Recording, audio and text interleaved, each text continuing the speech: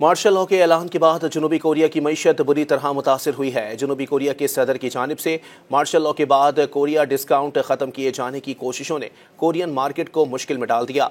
रमा साल के दौरान पहली बार मंजर आम पर आने वाले जनूबी कोरिया के सदर युआन सेवेक्योल ने मुल्क की स्टॉक मार्केट में एदाद बढ़ाने का वादा किया, जो अपने दीगर मंसूबों के मुकाबले में कम कीमत होने की वजह से मशहूर है।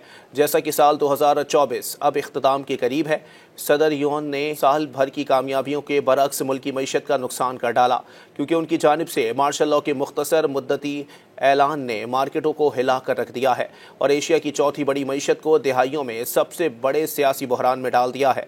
कतर के खबररसां इदारे अल जजीरा के मुताबिक सैमसंग राइजिंग के मुसन्निफ और एलेम्बिक पार्टनर्स के मैनेजिंग डायरेक्टर जेफरी कैन ने अपने मुल्क को एक ऐसे खित्ते में बढ़ती हुई आमरीत से मुस्तस्ना करार दिया जहां हांगकांग से लेकर ताइवान तक की मईशतों पर चीन का असर व रसूख बहुत ज़्यादा है। लेकिन अगर देखा जाए तो खुद जनूबी कोरिया की मईशत भी सियासी मदाखलत से महफूज नहीं है।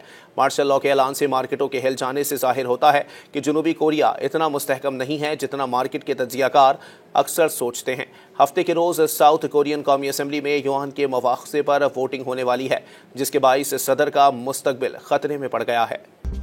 मज़ीद न्यूज़ अपडेट्स और डिजिटल स्टोरीज के लिए सब्सक्राइब करें डॉन न्यूज़ पाकिस्तान।